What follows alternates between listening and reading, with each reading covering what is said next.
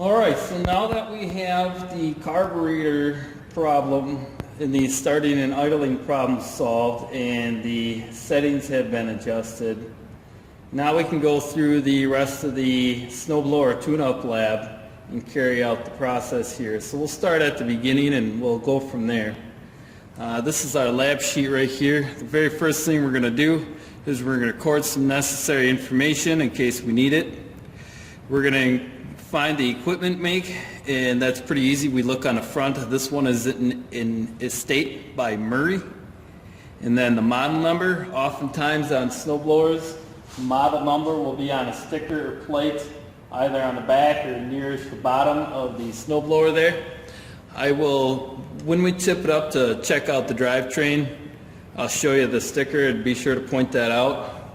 We're going to take a look at the engine. In this case, it's a Tecumseh engine. And the engine numbers are found on a sticker right here. This particular one here is an HMSK 80. And then I would also include the spec number, but I will get that when we have it tipped up and it's easier to get a camera shot of the sticker. And then since the spark plugs are usually pretty easy to see, we come over here and I can see that there is a Champion J19 LM currently in it, so that way we'll know what spark plug number to go ask for. And then if we need to, we'll look up on a chart over on our cabinet where the Tecumseh, Briggs and Kohler oil capacity and type charts are. But I can tell you that this is a 5W30, and then I don't have the capacity offhand. The spark plug gap on most of these single cylinder L-head Tecumsehs is 30 thousandths of an inch. It's always a good idea to verify that, but it's usually what they are. And then we're going to end up torquing this to about 150 to 180 inch-pounds for our spark plug torque. Again, that's a general rule of thumb, but that's pretty much what Tecumseh specifies in most of their manuals. And it's very similar to others, but always verify with the service manual of the manufacturer of your engine to be certain.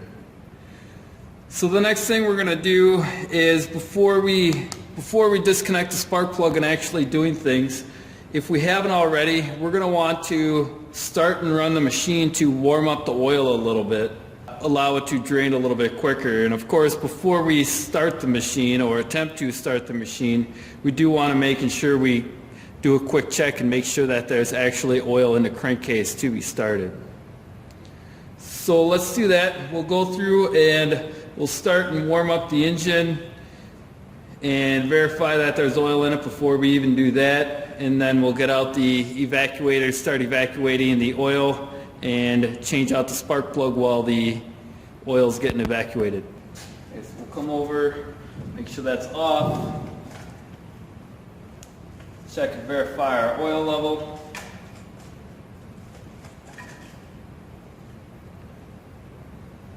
Yep, crankcase has got oil in it, so we can start it. So we'll go ahead and turn the fan on.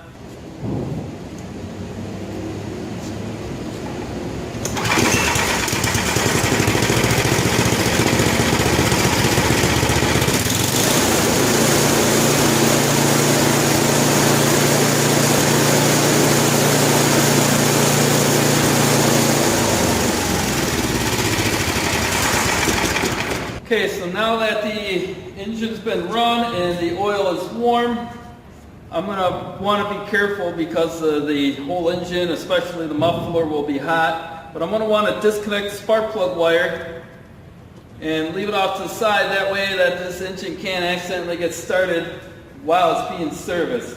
Okay? And for the evacuator here, we just got an oil, hand pump oil evacuator. And we are going to pull the dipstick out, set that off to the side. I like to wipe it and then just I can lay it right across the fuel tank here. And then I'm going to take my hose for the evacuator here. We're going to wipe that and make sure that's clean. And that's going to go right down the dipstick tube. We got to make sure that it gets down the dipstick tube. Then we're going to slowly feed it in until we feel it hit the bottom of the crankcase. I don't really want to push it much more than that because I don't want it curling up and out of the oil level. I want it to just touch down on the bottom. The tip has been cut at a slight angle so that it should suck flat. And then we're going to just slowly pump. And if you do this enough times, you'll notice that the oil pumps out a lot easier and faster when it's warm versus when it's room temperature. Even 5W30 can take a little while at room temperature. We don't want it hot, but having warm oil is very nice. So I'm going to build up some suction to the point where my hand pump is a little bit hard to pump. And then I can leave that sit and pull a vacuum on the oil for a little while I get a spark plug socket and wrench it and take out the spark plug. You can hear it's already starting to suck air.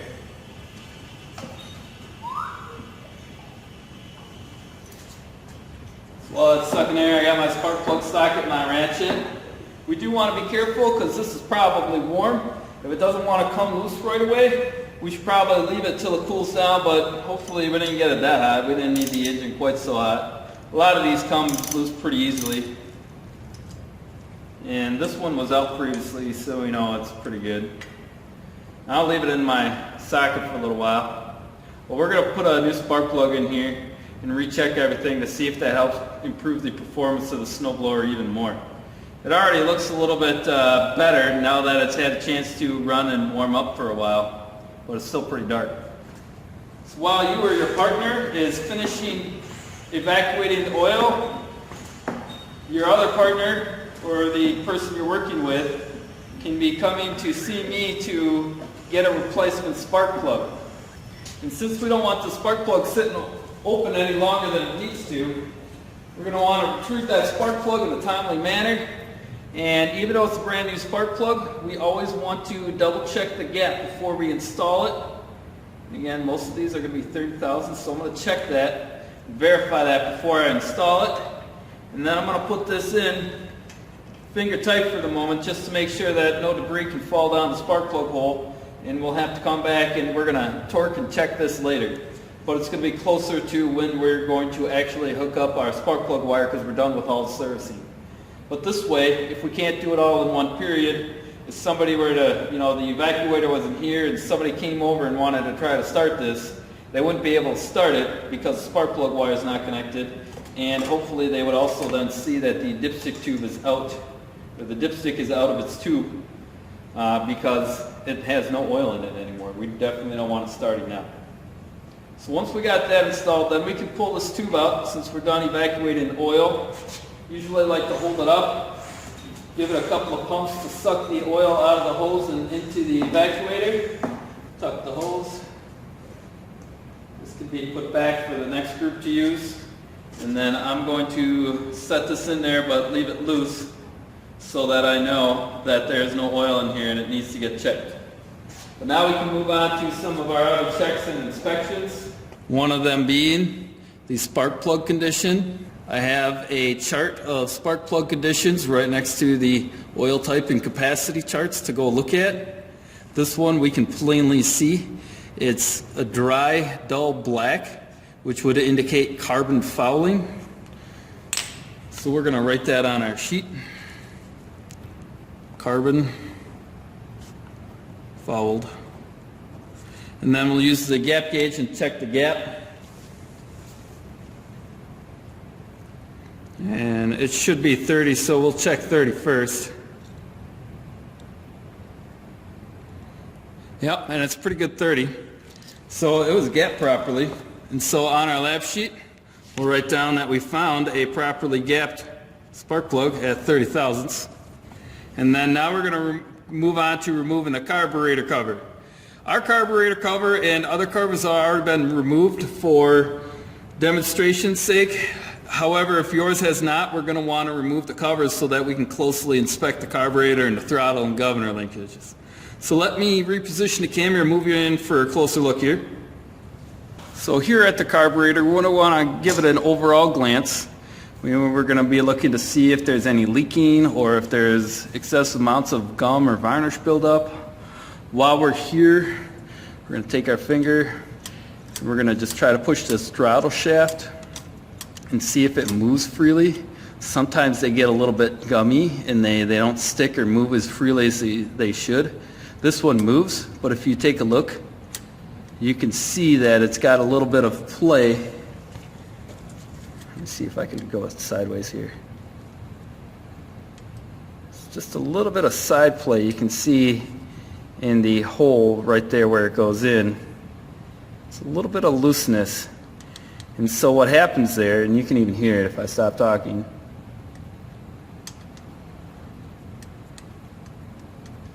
is that's going to let in some pirate air, and it's going to kind of skew our air-fuel mixture.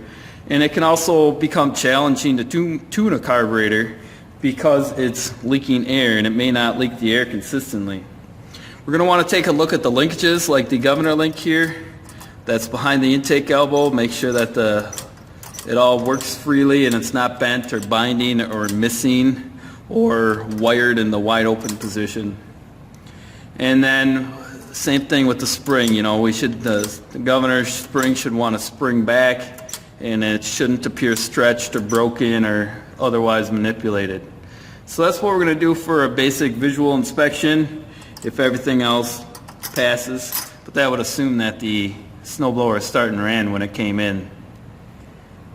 And then there's a spot to list any additional details that might be noteworthy here. Once we've got the crankcase evacuated, the covers off, and all the carburetors checked out, it's going to be time to refill the crankcase with the proper type and amount of oil. So let me set you back so that we can do that next. Alright, so filling the crankcase, we need to know type and amount. Quick check of the chart tells us that these engines should have approximately 26 fluid ounces of oil capacity to them. I'm going to use funnels so that way I don't spill it all over the side of the engine and create more work for myself. It's been my experience though that oftentimes you never quite get all of the oil evacuated, so there's usually a couple ounces in there. So I'm going to want to stop shy of 26 fluid ounces and check the level, and then we can sneak up on it from there. So if it's a 26 ounce capacity, I might put in 20 and then check. And so I've got about 16 right here that I'm going to put in, and then I've got another bottle with the remaining. Pour nice and slow, let it go down so that it doesn't overflow the funnel. Give that a moment to set.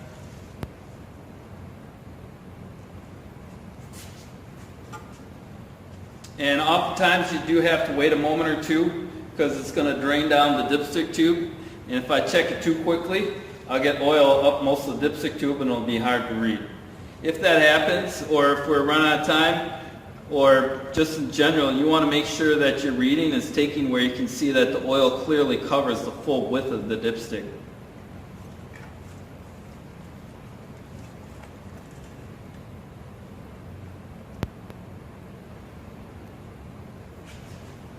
Let's bring this around to you guys.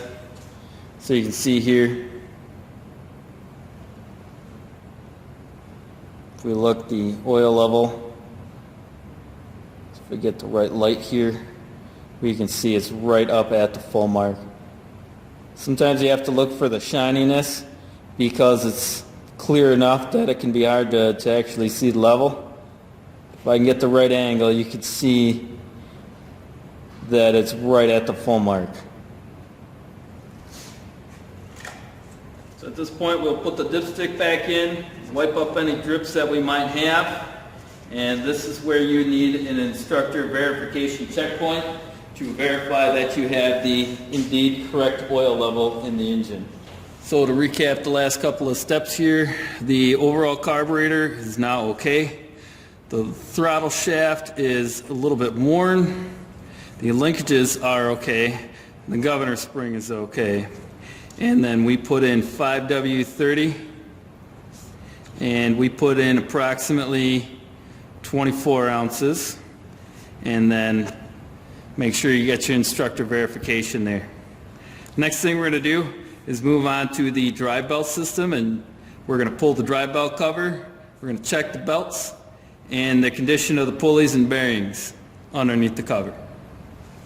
Okay, so I got the cover off right here, and while I have it off, one of the things that we want to note is kind of the amount of rubber belt dust that we have in our cover, as well as inside of the belt area here, because that can be kind of an indication if there's a problem or just the excessive amount of belt wear.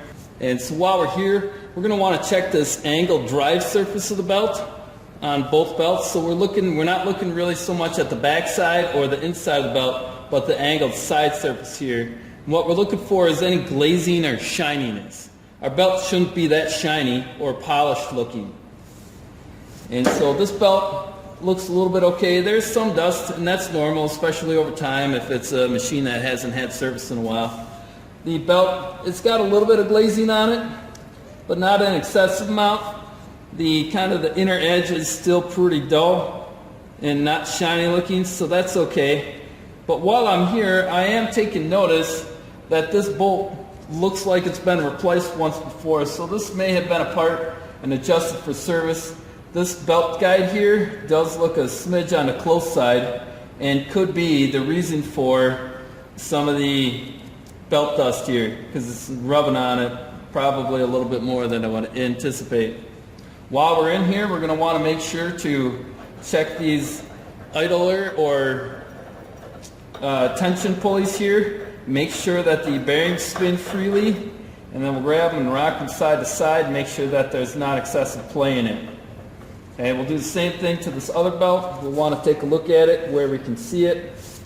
And then sometimes you have to pull back on them or push them forward or find a way to release the tension from the belt so that we can spin them.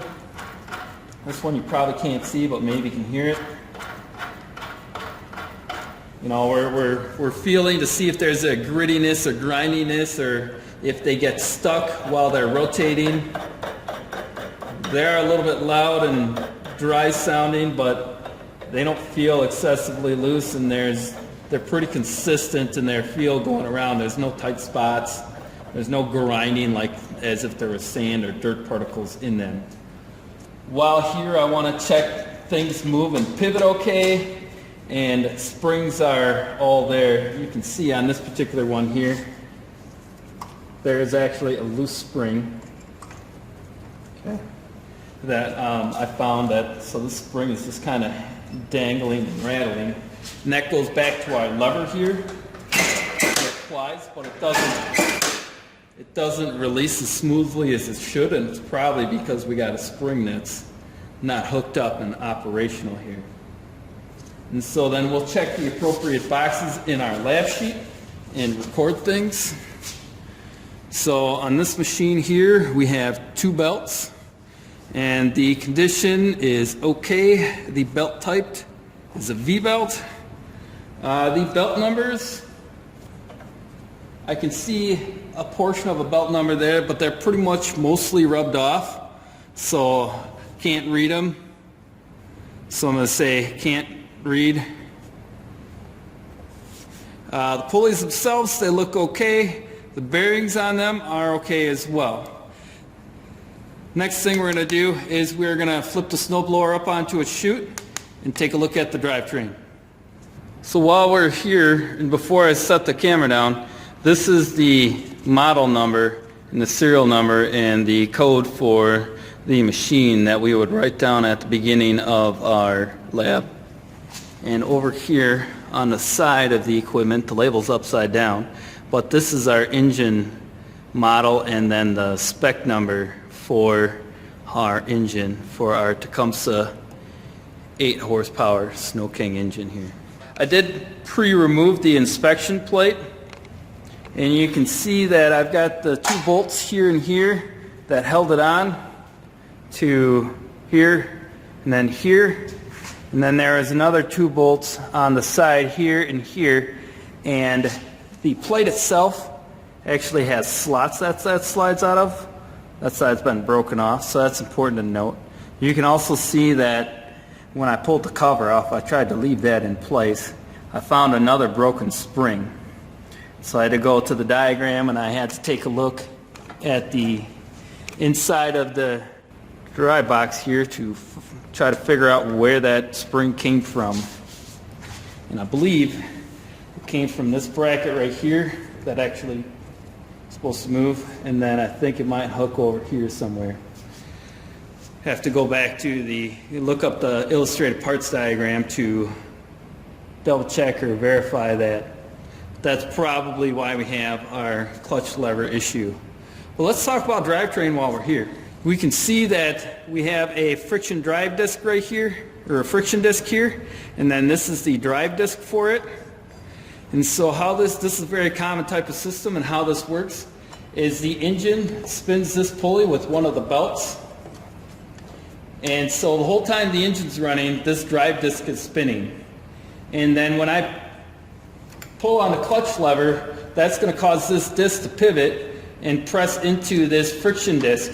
And you can see if I spin this friction disc, it spins my wheels. And if I spin it the other way, it spins the wheels the other way. Our forward is on one half of the drive disc, and reverse occurs on the other half of the drive disc. And so that's how we get our different directions, is just by shifting where the disc is. When the disc is close to the center, that's like first gear, and when it's closer to the edge, that would be like high reverse, or like 4 or 5 or 6 or however many gears your particular piece of equipment is labeled with. And so we got a hex shaft that this friction disc rides on, and then there's a bearing in here. And so we're going to want to take a look at the bearing and make sure that this bearing rotates smooth and quietly. If you haven't already noticed, you might notice that there's some issues with this friction disc. Let me see if I can shine the light on it better for you. We can see that the disc itself is a little bit torn up, and it's starting to lose pieces and chunks and tearing and cracking. This would be a sign that this disc is ready to be replaced. And oftentimes you can get new discs. Usually in order to do that, you might have to loosen one or sometimes both ends of the shaft. And then there's usually also some rubber transfer to the drive disc here, and part of our service will be to clean this off. So while we're in here, we're going to inspect things like the disc, the bearings, the chain, and then we're going to lubricate pretty much anything that moves is going to need some lubrication, but we have to keep it off of things that shouldn't be lubricated, like the belts and this disc. And so when we do the lubrication, we're going to be light and precise with our lubrication points here. Okay? But you can see we got 2 chains that are going to need some lube, and then some bearings that will need some lube as well. On some machines, you'll have grease fittings to watch out for, in which case we'll need a grease gun to apply grease to those, but otherwise, usually a few shots of some white lithium grease does the trick for most of these. We'll kind of start at the top and work our way down from the bottom. Right up front here, we can see the rubber friction disc is starting to tear and crack. So we want to recommend a replacement to the customer for this, because as they start to crack like this, they get worse and worse, quicker and quicker. So we want to recommend a replacement, especially with a crack like this. They won't always opt for it. They'll wait till it actually fails, but we at least want to let them know about it. This shaft here, normally from the factory, these don't come lubricated or greased. However, sometimes people will grease these shafts as part of their snowblower maintenance or service. So typically, my guideline or rule of thumb for that is to, if it's greased, we'll re-grease it. If it's clean and dry, we'll leave it clean and dry as long as we can cycle the gears back and forth and make it move back and forth. So if I come up to my shift lever and I'm able to move it back and forth with relative ease, then I don't worry about applying grease to it. If it were starting to get rusty, or if it was hard to move it back and forth, then I would probably clean it and grease it. The reason why we don't want to grease is we don't want it flinging off of the shaft onto our drive plate here. So that would be another thing to check. We want to look at the drive plate make sure there's no gouges in it, make sure there's no lubricants that have been flung onto it, and check to see if there's been any rubber that's been transferred to the plate, and that's something that we would want to clean off. And then we're going to check our chains and gears here, make sure those are good, they don't have any excessive amount of play or slack in them, the gears aren't excessively worn, or the teeth on the sprockets aren't excessively worn and thin, and there's a lot of chain play. This one looks pretty good. It looks like some parts almost look a little bit newer, like it's had some service not too long ago. But like the shafts here, they ride in bearings, and so we want to make sure there's no lateral or vertical play. A little bit of side to side or end play is fine, but we shouldn't be able to wiggle the bearings up and down, left and right. Same thing for the axle bearings here and here. They should be able to rotate pretty freely, but not really wiggle a whole lot. A little bit of play here is fine, but it shouldn't be excessive and clunking. And then we've got a small sprocket shaft deep in the crankcase there. You can see the tip of my finger. There's a silver bearing holder there. And we want to do what we can to check that one too. I don't see any play just by cycling the drivetrain here. There's going to be a bearing in here. We want to make sure that this spins freely. This drive disc is going to be mounted in a bearing as well. And let me reposition you here and point something out. That right there is a grease fitting. And so we would want to make sure that we give this a couple of squirts of grease while we're in here. And so we got to be on the lookout for grease fittings, as well as things like this spring that I pointed out that was loose earlier. I went ahead and took a spring tool and reconnected it. There's another spring right down. There's another spring anchor point right here. We want to make sure that all the springs and other hardware bits are in their place and not laying in the bottom of the pan broken off or otherwise. So that's our visual inspection, as well as moving some stuff around. Before we put the drivetrain plate back on, we are going to want to do some lubricating and cleaning of things. So this plate needs to stay clean and dry. So before we start spraying grease around in the drivetrain, I usually like to take a clean shop towel. Just kind of put that on top of the plate there, because that will make cleanup a lot easier later. And I'm going to take some white lithium grease. I'm going to lubricate the chains.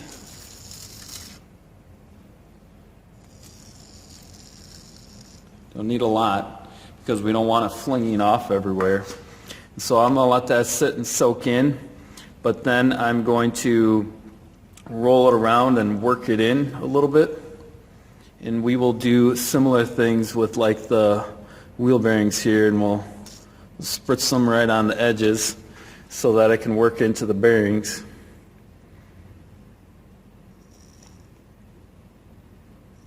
And then we'll come back and we'll wipe up our excess before we start spinning everything around. Same thing for that grease fitting underneath the drive plate here. I've got a grease gun, and so I've got some high quality synthetic grease that's suitable for low temperature operation. And we're going to go ahead and hook that on there, and we're going to give it a couple of pumps of grease, just enough till we see some grease coming out. And you can see it actually move the whole drive disc a little bit. So, and you can see that there's some excessive grease that got flung out from the last time it was greased. So probably what I'll do is, before I even put the plate back on, is we'll set this down, and once the rest of the tune-up is done, we'll start it up. We'll make sure forward and reverse are still good and working, and then we'll come back and we'll re-clean or wipe up any excess so that it's not flung around the drivetrain case and onto the drive disc here. If this shaft, this hex shaft, was greased before, we'll apply a light coating of grease to it. And these bearings look pretty new, so I'll probably give them a little spritz of white lithium and then leave them be, because they do look pretty good.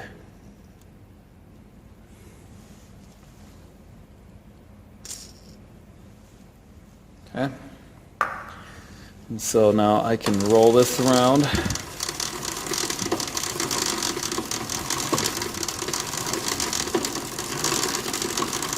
Let everything kind of start working in a little bit. And as it operates, it'll travel from one link to another on the chain and onto all the sprockets, so I don't get too carried away with trying to make sure I get 100% coverage on the chain right off the bat. And then lastly, take some brake clean here in the Sure Shot container. I'll put some on a rag, and then I'm going to clean this half of the disc.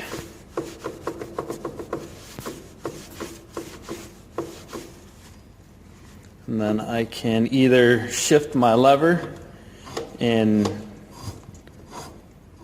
move this wheel to the other side, or sometimes I can just rotate the drive plate by hand and I can clean it that way.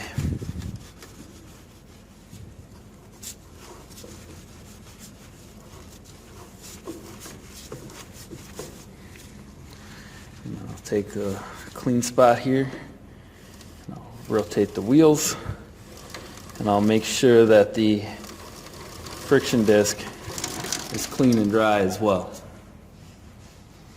And so that's what we'll do for the drivetrain inspection and lubrication. Also a good idea to see if we can pull the wheels off. So let me reposition you, and we'll make sure the wheels can come off, and we'll apply some grease onto the axle and the outsides of the bearings here on the case. Like from the outside, we'll put some grease there too.